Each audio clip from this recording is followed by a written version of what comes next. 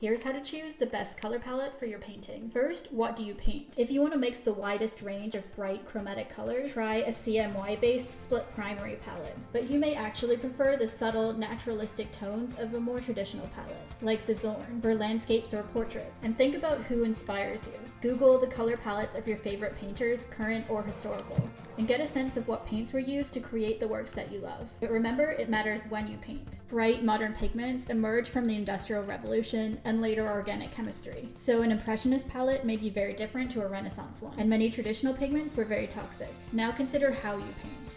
Each pigment has very unique characteristics, so some paint colors will be better suited to your painting style. Many reds are about the same color as cadmium red, but they can be more transparent, dry faster, be longer lasting, have a weaker tinting strength, cooler undertones, or just feel different on the brush. And you can find out these characteristics by reading the paint tubes or looking them up online. Rarely have two artists I know use the same color palette, and though the best palettes tend to have a good spread of colors around the color wheel and good tonal range, there's no way to go wrong if the colors that you use work for you and your art.